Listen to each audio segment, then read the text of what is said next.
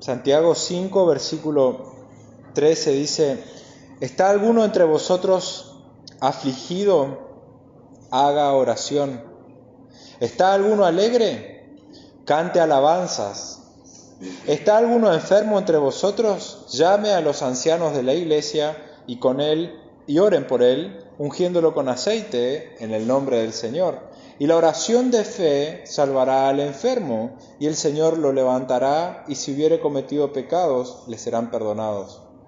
Confesaos vuestras ofensas unos a otros y orad unos por otros para que seáis sanados. La oración eficaz del justo puede mucho. Elías era un hombre sujeto a pasiones semejantes a las nuestras, y oró fervientemente para que no lloviese, y no llovió sobre la tierra por 3 años y 6 meses. Y otra vez oró, y el cielo dio lluvia, y la tierra produjo su fruto. Oramos. Dios Padre, te pedimos, por favor, Señor, que tú puedas guiarnos en esta noche, que puedas darnos sabiduría para poder entender tu palabra. Te rogamos, Señor, de que tu Espíritu Santo pueda acompañarnos en esta noche y podamos tener claridad, Señor, en tu palabra para este tema tan importante de la oración. Yo te ruego, Señor, que tú hables a tu iglesia, a tus hijos en esta noche, que puedas fortalecernos, animarnos y estimularnos, Señor, a poder buscar más de ti, Señor. Ayúdanos, Señor. Yo te ruego que haya un despertar, que haya un avivamiento en nuestras vidas y en nuestros corazones, Señor. Encomendamos nuestra vida en tus manos, en el nombre de Jesús. Amén. No sé si alguna vez te has sentido golpeado por la vida, como si la vida te diera un golpe como sin parar, ¿sí? Quizás una pérdida, un rechazo, una lucha, quizás una serie de situaciones difíciles en tu vida hicieron o te han dejado agotado, como si ya no pudieras seguir adelante, como si quizás sintieras que el mundo se te derrumba. En esos momentos, ¿qué haces? ¿A dónde acudís cuando esas cosas pasan en tu vida? Cuando decís, ya no doy más, no sé qué voy a hacer. Y hoy vemos en Santiago, como leíamos 5, del 13 al 18, un pasaje que habla directamente a aquellos que enfrentan pruebas abrumadoras, ¿sí?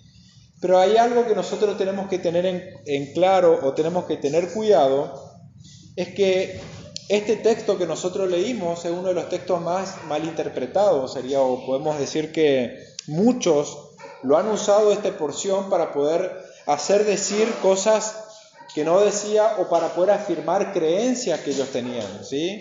Por ejemplo, los católicos romanos utilizan estos versículos para apoyar el sacramento de la extrema unción, que es un rito para aquellos que están moribundos.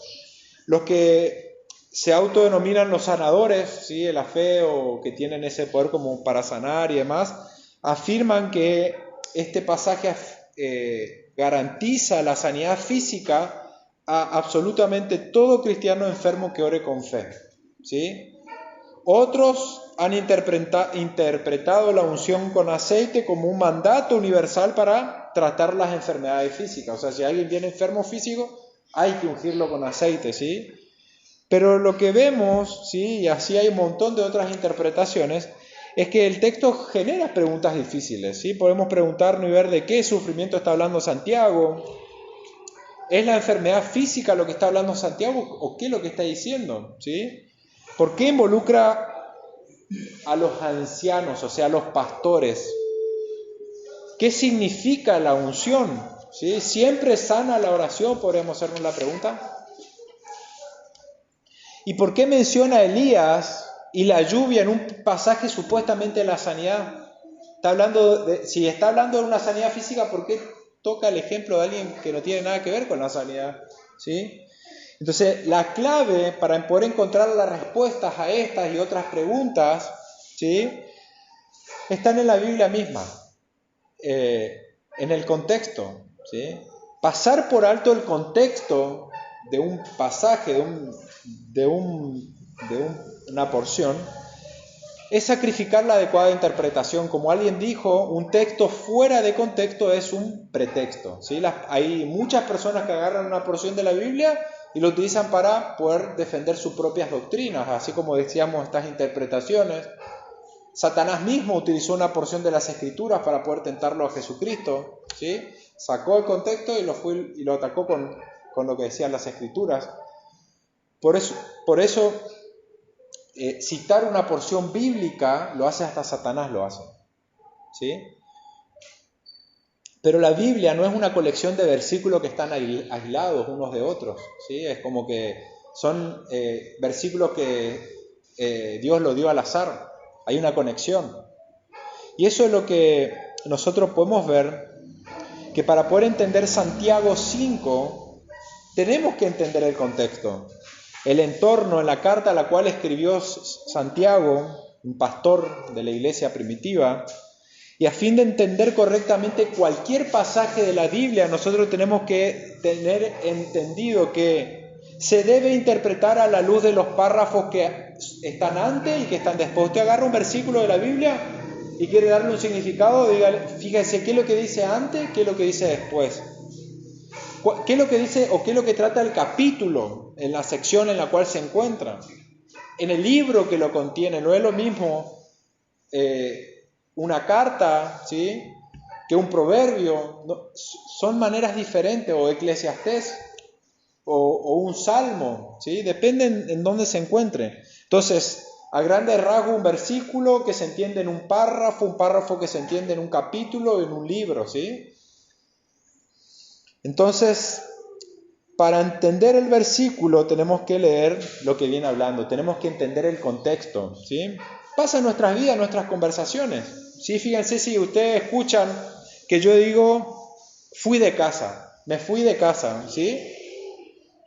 Y si usted dice, bueno, yo escuché que Alejandro se fue de la casa, se habrá peleado con la esposa, porque se fue de la casa, ¿sí? Pues yo escuché que se fue de casa, ¿a qué lugar se habrá ido? Y otro va a decir, no, si estuvo conmigo, se fue a casar, quizás me fui de casa, puede ser que me fui de mi casa o me fui a casar, ¿sí? O de casa a casar, ¿sí? Y si yo me fui a cazar, puede ser me fui a cazar un animal, o puede ser me fui a cazar refiriendo a que me fui y me casé, ¿sí? Entonces, depende del contexto, esa misma porción, esa oración puede tener mucho significado. Si alguien está y participa de una conversación, van a entender claramente, no van a tener dudas. Si yo digo me fui de casa, ¿a qué me estoy refiriendo? Yo no le voy a tener que explicar, porque vamos a estar hablando antes y después, y venimos hablando. Si estamos hablando de cazar y de hacer cosas, cuando yo me fui de casa, interpretan rápidamente que yo me estoy yendo con una escopeta, con algo, y no necesariamente yendo de mi casa, ¿sí? Entonces, ese sentido es cuando nos acercamos a las Escrituras. Si sacamos una porción y lo sacamos del contexto, si yo no entiendo el contexto, qué dice antes o después, difícilmente yo le puedo dar una interpretación correcta, ¿sí? Entonces, por lo tanto, es fundamental entender el contexto para poder entender lo que viene hablando el autor, qué es lo que está diciendo, qué es lo que está transmitiendo, ¿sí? No es algo místico, o sea, no es que la Biblia no es de interpretación privada, ¿sí? No es que cada cual pueda interpretarla como quiera, es algo místico y vos podés interpretar como vos sentís, y Dios te hace sentir en tu corazón lo que vos querés interpretar. No es de interpretación privada la Biblia. Dios dejó su palabra justamente para que no pasen estas cosas, para que no surja alguien que diga, mira, a mí Dios me dijo tal cosa, cualquier cosa. Entonces, para que eso no pase, Dios dijo, bueno, acá voy a dejar escrito la palabra. Esta es mi palabra y mi palabra se interpreta con mi palabra, ¿sí? Entonces, habiendo dicho esto, para poder entender el contexto a lo que está hablando Santiago, el pastor Santiago, Santiago está escribiendo a judíos que estaban dispersos por causa de la persecución. Posiblemente en Hechos 8 habla de esa persecución por un tal Saulo de Tarso, que puede ser el apóstol Pablo, había perseguido a los cristianos y produjo que se dispersen por todos lados, ¿sí? Entonces, estos creyentes fueron forzados a irse de sus tierras de Palestina, ¿sí? Bajo la hostilidad de un mundo pagano. Y Santiago los llama las 12 tribus de la dispersión en Santiago 1.1. Creyentes que enfrentaban pruebas duras, ¿sí? Tenían que enfrentar pobreza, opresión, hasta amenazas de muerte, así como veíamos en los primeros versículos del capítulo 5. Y desde el inicio de la carta, Santiago les exhorta a soportar con paciencia. ¿Ves? Santiago tiene un corazón pastoral, era un pastor de la iglesia y muchos de sus miembros tuvieron que huir de donde estaban, ¿sí? Entonces, en el capítulo 5 retoma este tema y habla a los que están al borde del colapso espiritual, agotados por el peso de la aflicción, ¿sí? Entonces, en este contexto no sorprende que Santiago hable de la oración. Es más, lo sorprendente sería que en este contexto Santiago no hable de la oración. Si Santiago no hablara de la oración, podríamos decir, ¿qué le pasó a Santiago que no habló de algo tan importante?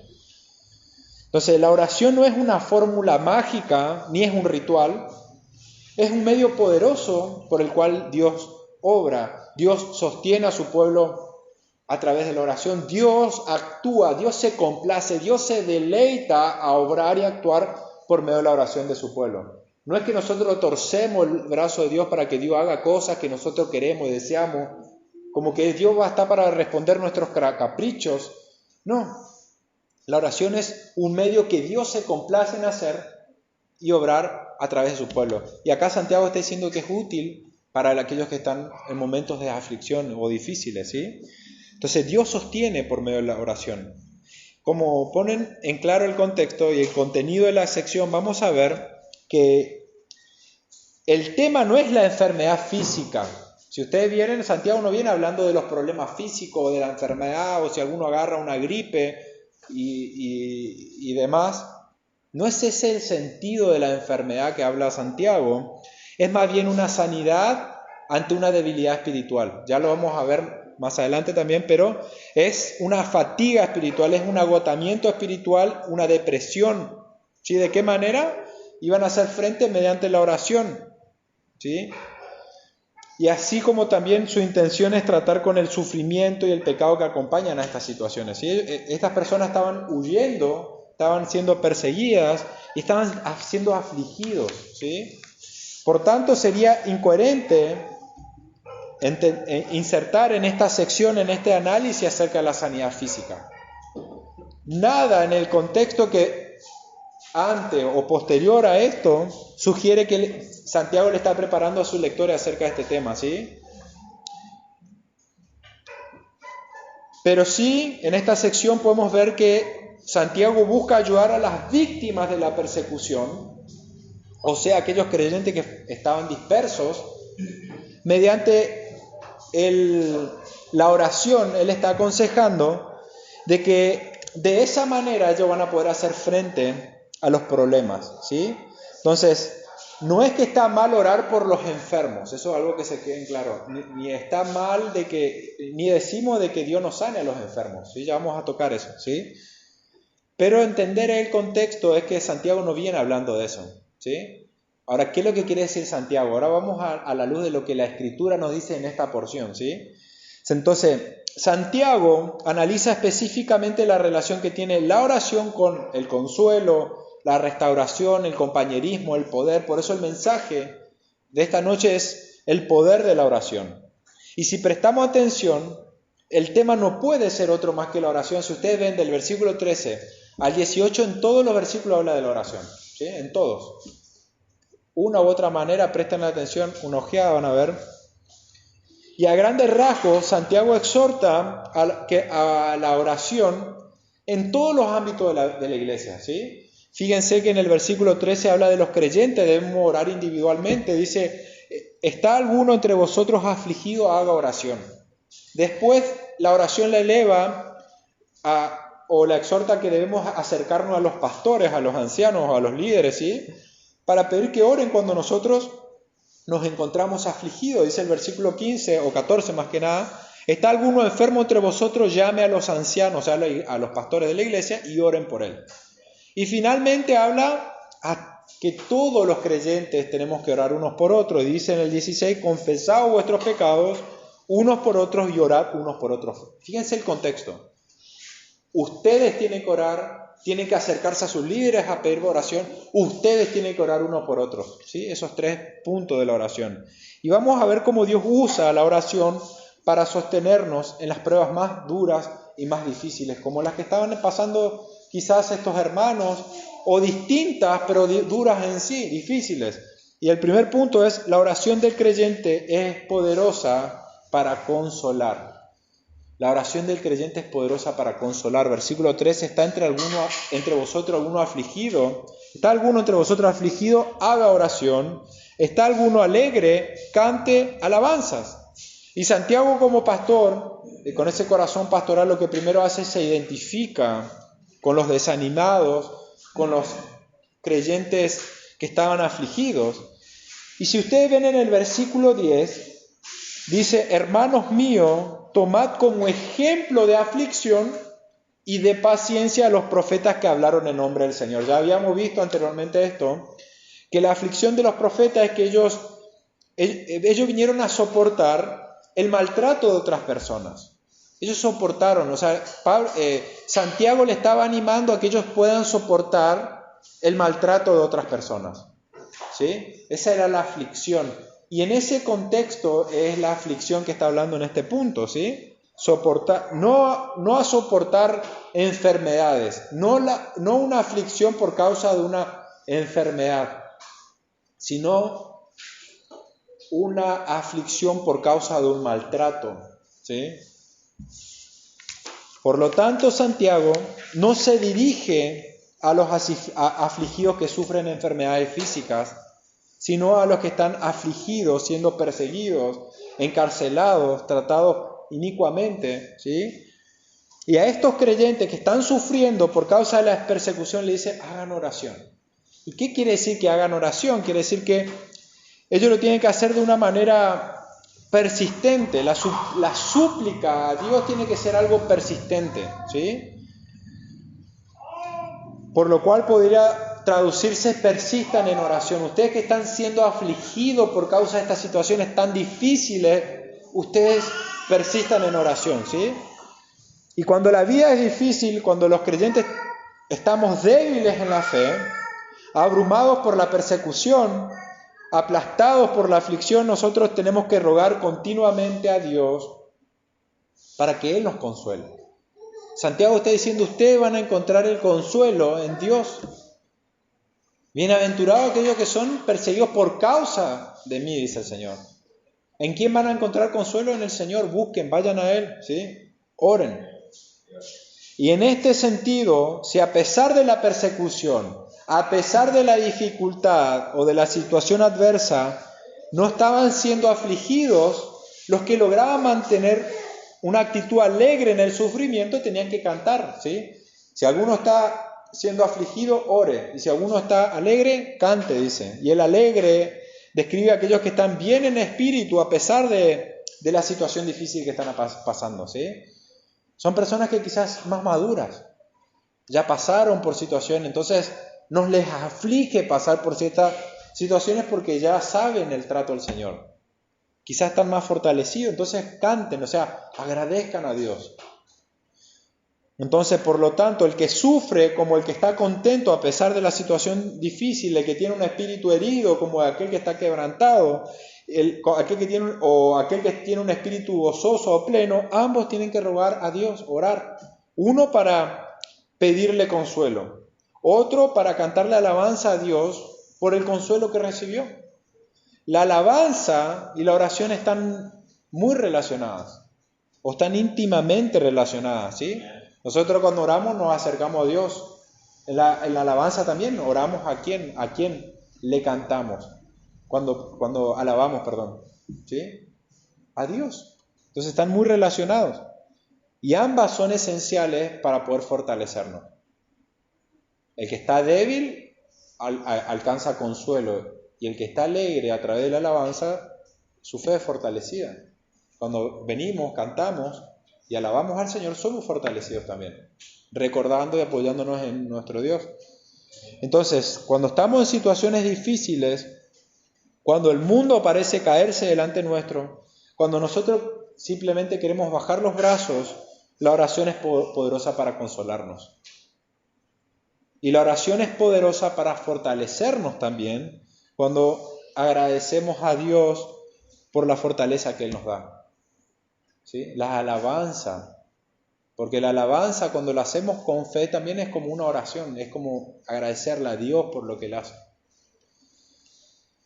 ¿Qué es lo primero que haces cuando se presenta una situación difícil en tu vida que vos no sabes cómo manejarla o cómo llevarla? Esa es la pregunta. O sea, ¿qué aplicaciones prácticas podemos ver de esta porción? Es un desafío a comprometerte a orar regularmente, ¿sí? En los momentos de aflicción, de buscar ese consuelo en Dios. Y si estás en una situación y no estás siendo afligido y estás contento, agradecerle a Dios en tu corazón por las bendiciones que tenés. Eso va fortaleciendo tu fe.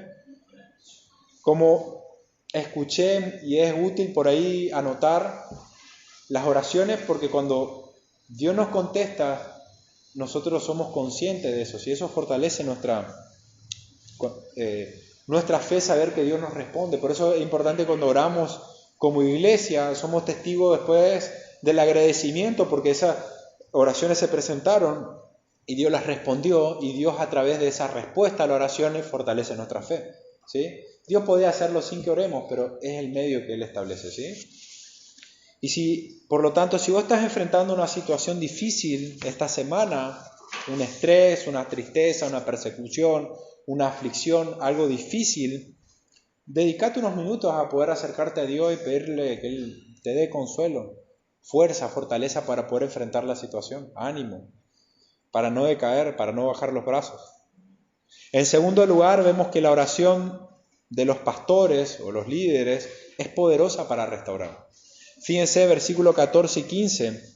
¿Está alguno enfermo entre vosotros? Llame a los ancianos de la iglesia y oren por él, ungiéndolo con aceite en el nombre del Señor. Y la oración de fe salvará al enfermo. Y el Señor lo levantará, y si hubiere cometido pecado, le serán perdonados. Estos versículos son quizás uno de los más malinterpretados de toda esta porción, ¿sí?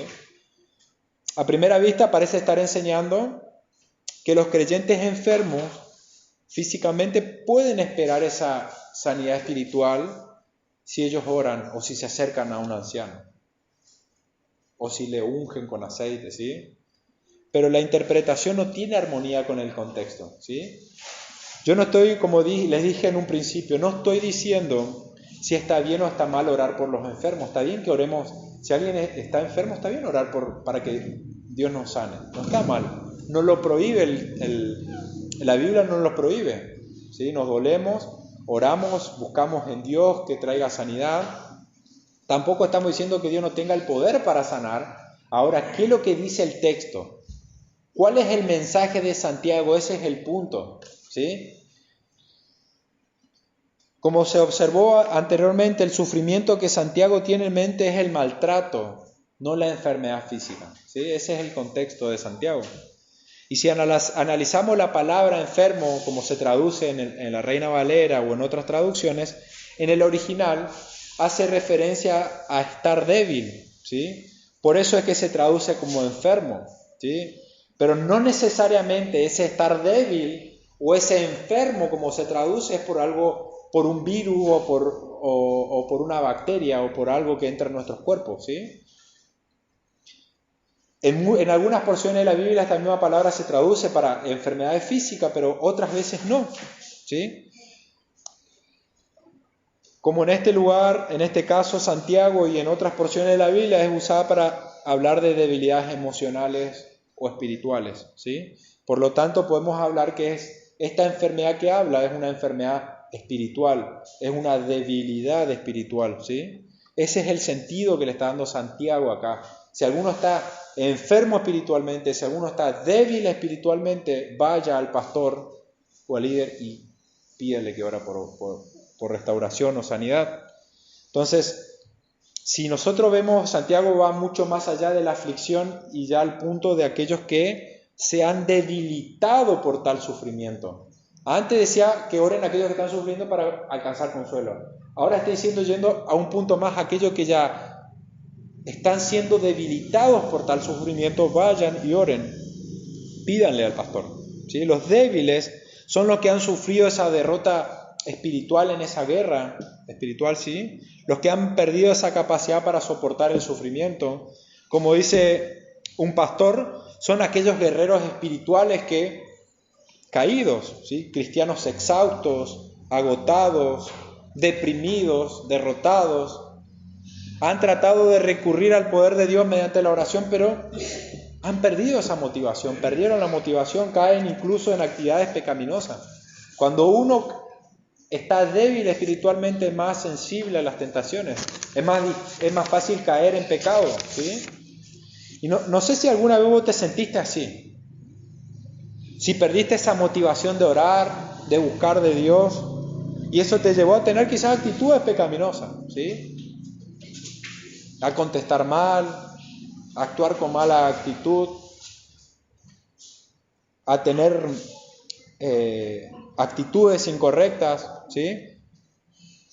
Una tan lamentable condición de no poder orar eficazmente por uno mismo. Uno puede estar tan débil que ni siquiera tiene la capacidad suficiente para orar por sí mismo, ¿sí?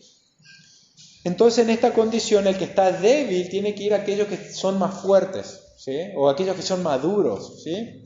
Entonces, Santiago dice que esa ayuda tiene que encontrar en los ancianos de la iglesia. Y en este contexto en el que nosotros estamos, aunque aún no hay pastor o yo no sea pastor, ¿sí?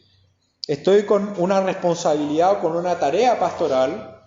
Por lo tanto, si vos te encontrás en una situación así de poder estar espiritualmente exhausto, agotado, deprimido, de poder sentirte derrotado, yo te animo a que puedas acercarte a mí en privado, poder hablar, buscar un tiempo y poder ir en oración al Señor. Acá dice que estas actitudes son poderosas para sanar, ¿sí? Como dice MacArthur, los que han sufrido derrotas espirituales no necesitan escuchar palabras de sabiduría humana, necesitan ser fortalecidos por el poder de Dios mediante la oración de sus líderes. Necesitan, o sea, Dios lo estableció, ese es el medio que vemos que Dios establece. Y esta parte de ser restaurado por algún líder o por alguien maduro espiritualmente, al que uno puede ir con sus problemas, no alguien nuevo de la fe, alguien que es maduro en la fe, que es capaz de no condenar, sino aconsejar, y si vamos con un pecado es suficientemente maduro para poder confrontar con el pecado, para no divulgar lo que recibimos, para no actuar con chisme, ¿sí? Es suficientemente maduro para poder aconsejar, para poder guiar. Lo vemos en el pensamiento que transmite Pablo a los Gálatas. Gálatas 6:1 dice: hermanos, si alguno fuere sorprendido en alguna falta, vosotros que sois espirituales, o sea que son maduros, restaurarle con espíritu de mansedumbre. Y en sí la oración es una tarea pastoral. Ahora, en Hechos nosotros vemos que se reconoce, los apóstoles reconocen que es una tarea prioritaria. Dice, ellos escogieron a los diáconos para que ellos puedan dedicarse a la palabra y a la oración. No es que ellos oraban y el resto de los cristianos no podían orar, y no es que ellos tenían que dedicarse a aislarse de todo, ir a una pieza y ponerse a orar, y ir a un monasterio y retirarse. El dedicarse a la oración, la tarea que ellos tenían que dedicarse y que les llevaba tiempo, era que venían personas con debilidades, dolores o luchas, y ellos oraban por ellos, se compadecían, le daban palabra, ánimo, oraban, iban a Dios por cada situación en particular. Ese era el ministerio que ellos tenían que dedicar tiempo. En vez de estar sirviendo a las mesas, ellos tenían que dedicarse a la oración. A esa clase de oración tenían que dedicarse, ¿sí? Entonces, las ovejas cansadas, lastimadas, quebrantadas, deben ir a los pastores, quienes van a interceder por ellos, van a pedir a Dios fuerzas espirituales, y ese es el sentido que está diciendo Santiago, ¿sí? Volviendo al versículo 15, recordando que el punto es la oración, no en ungir o no ungir con aceite. No nos va a dar el tiempo para poder profundizar este punto, pero como iglesia no creemos que sea una ceremonia, que Santiago está instruyendo a que hay que ungir con aceite. No vamos a entrar en el punto, pero vamos a centrarnos en el tema que es la oración. Sí podemos ver que el gran resultado de ese consuelo y del ministerio o del servicio, esa intercesión de los pastores, es que la oración de fe va a salvar al enfermo. Entonces es evidente que esta enfermedad no es física. Santiago no viene hablando de algo físico, ¿sí? Como se ha observado ya, se refiere a esa sanidad que habla es una restauración espiritual, ¿sí? Los creyentes débiles abatidos van a ser restaurados espiritualmente. Y aquí la idea no es que la oración de los ancianos, o sea, los pastores o líderes, va a librar a los... La idea en realidad sería que la oración va a librarlos a ellos de esos momentos de debilidad o de su debilidad espiritual, va a restaurarlo espiritualmente, ¿sí? Estas oraciones, por supuesto que no son más que un canal por el cual Dios obra. No es que la oración tiene ese poder en sí, el poder viene de Dios. Porque fíjense, dice el versículo 15, y el Señor lo levantará. El poder de la oración consiste en Dios. ¿Sí? Él es el que puede despertar, es el Señor el que levanta, es el Señor el que restaura. No está en la persona, está en Dios. Pero Dios estableció medios, maneras de proceder. Entonces, mediante la oración eficaz de hombres santos, temerosos de Dios, Dios va a restaurar la debilidad espiritual de aquellos que se encuentren débiles, deprimidos, desanimados, que se encuentren, van a ser despertados, ¿sí? Entonces, otra evidencia de que no habla de la sanidad espiritual es que en el versículo 15 dice, y si hubiese cometido pecado, le serán perdonados. En ninguna parte de la Biblia nosotros encontramos de que todas las enfermedades físicas son consecuencia del pecado, aunque pueden haberlas. Pero la derrota espiritual, el desánimo espiritual, el malestar espiritual es consecuencia directa del pecado. ¿Se entiende? Por lo tanto, el pecado siempre te debilita espiritualmente, siempre, pero no siempre lo hace físicamente.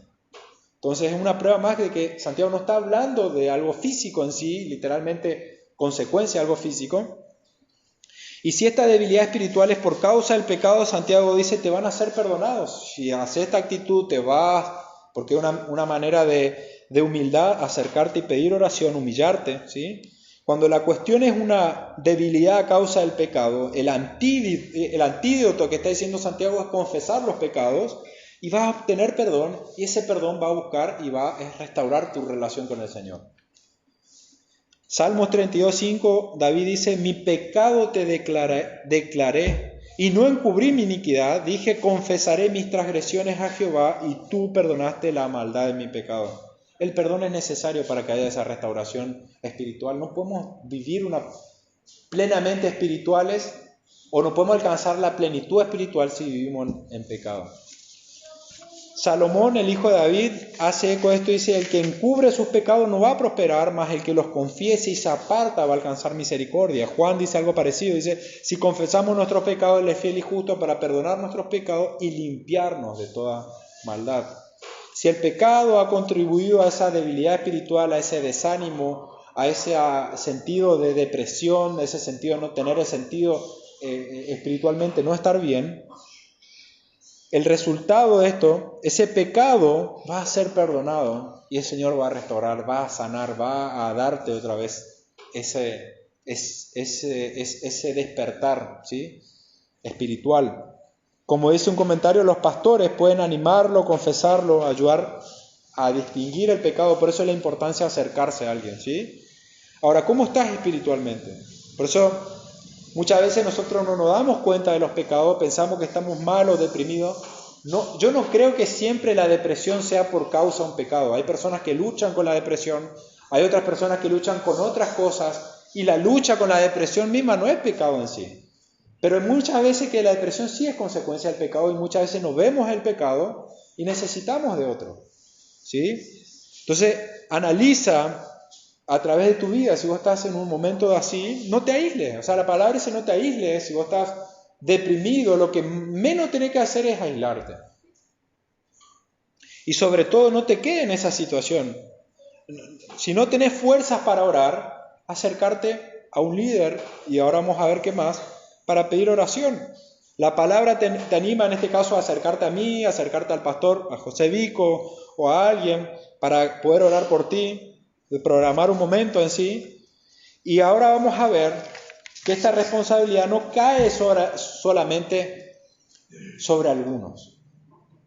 Dice, versículo 16 habla de unos a otros. Entonces, en tercer lugar, la oración de los hermanos, de unos para otros, es poderosa para estimular el compañerismo y para buscar esa sanidad espiritual. Versículo 16, confesad vuestras ofensas unos a otros y orad unos por otros para que seáis sanados, ¿sí? Entonces, está fomentando el compañerismo, está cambiando esa tensión de estos creyentes que están derrotados y se dirige a una congregación en total. Ya no habla a las personas, sino está hablando a la congregación. No solamente a los que están sufriendo, a todos los creyentes, a orar unos por otros, ¿sí? A que no esperen a caer al pozo de la depresión. Antes, cuando ya estamos viendo que nos estamos resbalando, ir a orar unos por otros. Si estamos viendo que un hermano está resbalando, no esperar que se caiga en el lodo de la depresión o del desánimo, a ir antes. No esperes a estar completamente en el fondo para acercarte, no te aísles. Y no subestimes el pecado. No subestimes el pecado porque puede destruir tu vida, tus relaciones. Confiesa a un hermano maduro, a alguien que vos puedas compartir tu carga para así poder ser restaurado espiritualmente. Santiago estaba muy consciente del que el pecado es muy peligroso o más peligroso cuando alguien se aísla. El pecado busca siempre escabullirse, que nadie... Lo que hizo Adán y Eva, ellos se escondieron de la presencia de Dios. El pecado busca eso, escabullirse. Y justamente el confesar unos a otros, hacer público el pecado ante alguien, nos ayuda a rendir cuentas. Es sumamente importante rendir cuentas ante alguien con consideremos más maduro. No podemos acercarnos a alguien que no es lo suficientemente maduro para contarle nuestros pecados y que ore por nosotros quizás, porque quizás va a ser más de tropiezo que de ayuda. Pero sí encontramos esto, ¿sí? Esto demanda una sinceridad de unos a otros, mantener relaciones abiertas, de confianza, de orar unos por otros, nos libera de ese peligro caer en una vida espiritual débil, ¿sí? Una relación de confianza de hermanos, de rendir cuentas unos por otros nos ayuda, ¿sí? Es como que nos desafía, nos mete presión a crecer en santidad. Si tenemos a alguien que podamos decirle nuestra vida está así, yo estoy teniendo problemas en esto, y que él me pueda preguntar de acá una semana o 2 semanas, ¿cómo estás con esto? ¿Cómo seguís? ¿Cómo esto? Saber de que alguien está atento de nuestras luchas, debilidades, es sumamente útil para mantenernos firmes. Entonces, el desafío es a construir relaciones de confianza con otros hermanos, a unirte a otros, ¿sí? A identificar a aquellos a los cuales vos puedas apoyarte. Es necesario confesar los pecados para poder ser restaurados. Entonces, el propósito de la oración de unos por otros que Santiago pide es que los creyentes sean sanados. Y no se refiere necesariamente a algo físico, como decíamos, ¿sí? Santiago está hablando de ese perdón de Dios que restaura espiritualmente al creyente, ¿sí? La oración de unos por otros es poderosa para traer sanidad espiritual. Versículos 16b dice, la oración eficaz del justo puede mucho. ¿Qué quiere decir eso que es eficaz? Es que es muy poderosa. La oración del justo es muy poderosa. Como para alentar a los pastores a que oren por los que están débiles, como para alentar a aquellos que oran unos por otros, Santiago está trayendo a mente el ejemplo de alguien, o se está refiriendo a una figura muy representativa en el Antiguo Testamento que es Elías. ¿Sí? Elías era un hombre sujeto a pasiones, dice así, versículos 17 y 18. Les recuerda que Elías, aunque era un profeta, un hombre de Dios, él era un hombre sujeto a pasiones semejantes a las nuestras. Era débil igual que nosotros, y la Biblia menciona que él tuvo hambre, que sintió miedo, que él se deprimió también, pero cuando él oró fervientemente, sucedieron cosas increíbles, fue poderoso, Dios obró y No llovió durante la tierra durante 3 años y 6 meses y otra vez hoy el cielo dio lluvia y la tierra produjo fruto. La historia de Elías y la sequía es una ilustración extraña si Santiago estaría hablando de la sanidad física.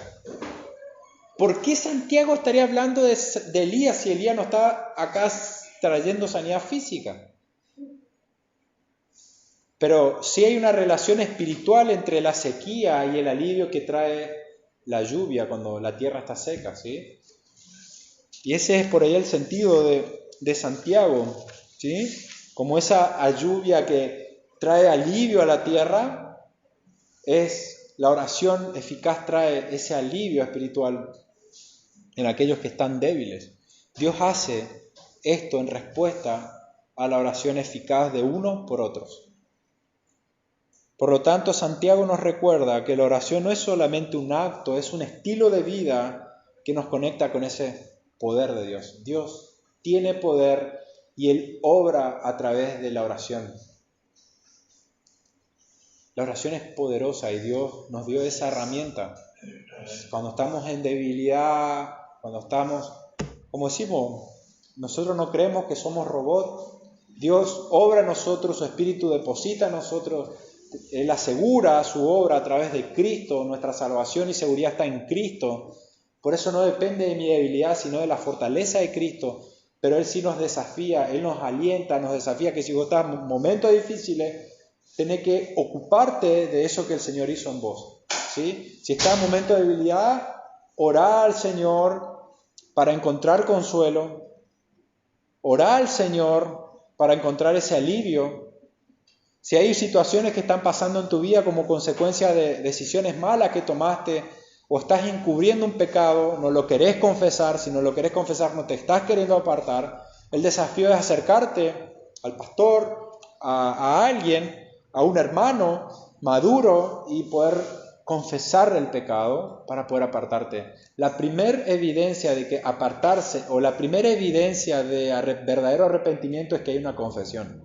De que realmente queremos apartarnos, buscamos ayuda. Porque si yo me arrepiento pero no estás dispuesto a confesar ni a humillarte, es dudosa ese arrepentimiento, ¿sí?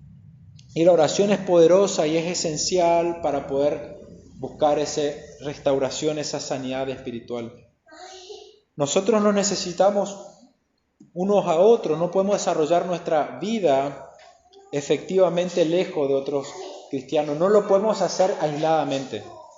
Dios diseñó a la iglesia para que nos sostengamos a otros. Ese es el diseño de Dios. Y si estás en una situación pecaminosa, pero realmente crees en el Señor, que haya en vos ese sentir del salmista cuando dijo: mi pecado te declararé y no encubrí mi iniquidad. Dije, confesaré mis transgresiones a Jehová y tú perdonaste la maldad de mi pecado. Que en el Señor encontremos ese consuelo de que Él va a restaurarnos. Él es capaz de restaurar, no importa la gravedad del pecado, de lo que hayamos hecho, de lo vil que hayamos hecho, de lo bajo que hayamos caído y las consecuencias quizás materiales o consecuencias otras que podamos tener. Dios es capaz de restaurarnos espiritualmente. Dios es poderoso para restaurarnos y volvernos a dar ese gozo, esa vida espiritual, ese fervor, ese sentido, ¿sí? Oramos. Dios Padre,